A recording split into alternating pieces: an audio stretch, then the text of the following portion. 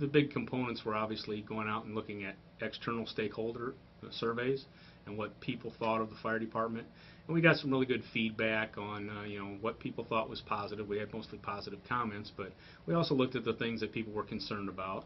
One of the things we found was that they were somewhat concerned with our ability to respond quickly and be efficient, and thought we did a pretty good job with that, but we wanted to make sure that that we keep that up.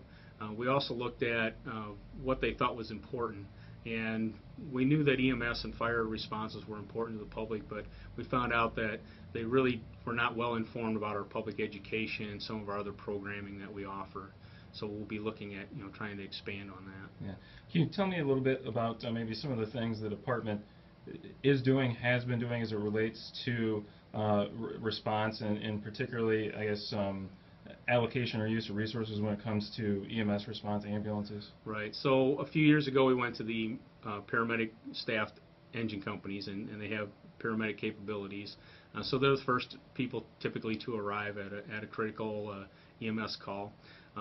They also now are looking at how to maximize their use and how to make sure that they're doing their job so that the ambulances have reduced response times, reduced time on scene. What happens is the paramedic is able sometimes on the engine company to take care of the problem. If there's not going to be a transport, the call basically ends with that response, and the ambulance is then available for other calls. So it maximizes the use of our ambulance resources.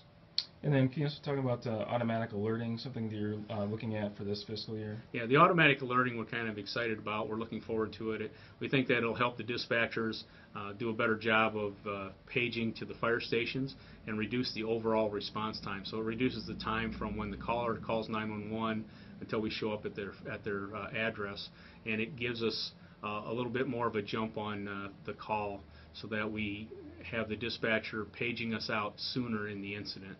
And so it's all done with an automated process. So we're working on that right now. And then I understand that this is all kind of related to accreditation. Can you talk a little bit about that process and why the department is pursuing that? Well, the accreditation for the fire department is really kind of the one of the things that we use to drive a lot of the things we look at. So what it does is, for accreditation, it forces us to look at a lot of things that we maybe needed to look at closer, and so it helps us to stay focused on the things that are important to the people we serve, and it looks at things like our response times, our resources, how we use our resources, and then also how we maintain those resources and our capabilities overall.